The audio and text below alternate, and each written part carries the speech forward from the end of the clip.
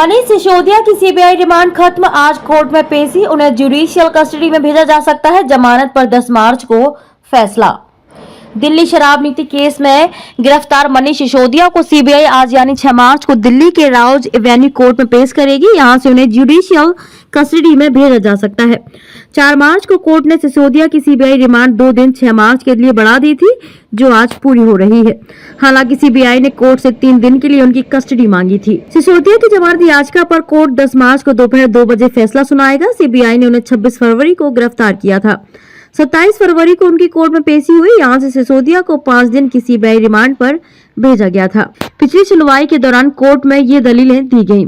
CBI Sisodia की remand 3 दिन बढ़ाई जाए। कोर्ट क्यों, अब क्या बाकी रह गया। सीबीआई मनीष सिसोदिया ने रोजाना रात 8 बजे तक पूछताछ हो रही है, लेकिन वो जांच में सहयोग नहीं कर रहे हैं। उनसे कई सवाल के जवाब लेने हैं। इसके अलावा मामले के कुछ गवाहों से उनका आमना सामना कराना है। सिसोदिया के वकील दयाकृष्णन, रिमांड नहीं दी जाए, सीबीआई रिमांड इस पर आधार नहीं मांग सकती। हम जांच में सहयोग नहीं कर रहे। पहली बार इस आधार पर रिमांड देना ही काफी था, अब दी गई तो यह अति होगी। कोर्ट ने कहा कि अगर आपको लगता है कि रिमांड देना गलत था तो उस आदेश को हाईकोर्ट में चुनौती देनी चाहिए थी। सिसोदिया के दूसरा वकील मोहित माथुर ने कहा कि 3 दिन की रिमांड के बाद तो रिमांड एप्लीकेशन में कोई नया फैक्ट आना चाहिए था, लेकिन आज भी जांच एजेंसी वही दलील दे रही है जो पहले ही दी थी। कोर्ट ने कहा आपको कस्टडी में कोई परेशानी है। सिसोदिया ने कहा मुझे शारीरिक रूप से तो कोई दिक्कत नहीं है, खाना भी वक्त पर मिलता है, लेकिन अधिकारी मुझसे एक ही सवाल बार बार पूछते हैं, इससे मुझे मानसिक प्रताड़ना महसूस हो रही है। मेरी कोर्ट से अपील है कि मुझे इस प्रताड़ना से बचाया जाए। कोर्ट ने कहा कि सीबीआई मनीष सिसोदिया की परेशानी पर ध्यान दे। सिसोदिया की दलील पूछताछ में पूरा सहयोग किया। 3 मार्च को सिसोदिया ने निचली अदालत में जमानत याचिका दाखिल की थी। इस याचिका में उन्होंने लिखा कि सीबीआई की पूछताछ में उन्होंने सहयोग किया है। जब भी उन्हें बुलाया गया वे आए हैं। उन्होंने दलील दी कि उन्हें कस्टडी में रखने के पीछे अब कोई वाजिब कारण नहीं है, क्योंकि सारी रिकवरी तो सीबीआई कर चुकी है।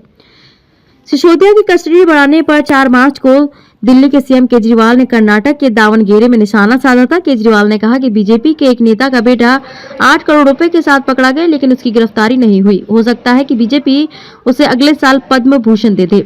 8 करोड़ रुपए उसके घर से मिले और गिरफ्तार मनीष सिसोदिया को किया। मनीष सिसोदिया के घर पर छापेमारी के दौरान कुछ नहीं मिला था। सीबीआई ने 26 फरवरी को सिसोदिया को 8 घंटे की पूछताछ के बाद गिरफ्तार कर लिया था। 27 फरवरी को उन्हें कोर्ट में पेश किया गया। कोर्ट ने सीबीआई को सिसोदिया की 5 दिन की कस्टडी दी थी। 28 फरवरी की सुबह कांग्रेस नेता और वरिष्ठ वकील अभिषेक मनु सिंघवी ने सिसोदिया की गिरफ्तारी के खिलाफ सुप्रीम कोर्ट में याचिका दाखिल की।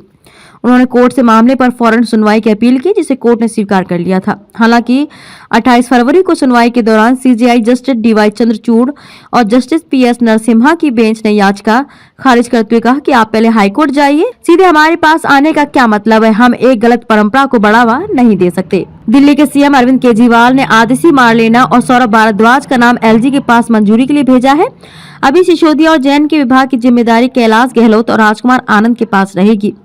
इस बारे में गजट नोटिफिकेशन भी जारी हो गया है। सौरभ भारद्वाज केजरीवाल की 49 दिन की पहली सरकार में ट्रांसपोर्ट मंत्री रह चुके हैं। आतिशी मारलेना एजुकेशन सेक्टर में सिसोदिया की सलाहकार रही हैं। सीबीआई ने दिल्ली की अदालत को बताया था कि सिसोदिया पूछताछ में सहयोग नहीं कर रहे हैं, वे हर सवाल का गोलमोल जवाब दे रहे हैं, इसलिए उनकी 5 दिन की रिमांड चाहिए। सिसोदिया के वकील ने इसका विरोध किया था। उनका तर्क था कि एक डिप्टी सीएम को रिमांड पर भेजने से गलत मैसेज जाएगा। दिल्ली शराब नीति केस में गिरफ्तार मनीष सिसोदिया की रिमांड 2 दिन के लिए बढ़ा दी गई है। राउज एवेन्यू कोर्ट ने शनिवार को दिल्ली के पूर्व डिप्टी सीएम को 6 मार्च तक सीबीआई कस्टडी पर भेज दिया है।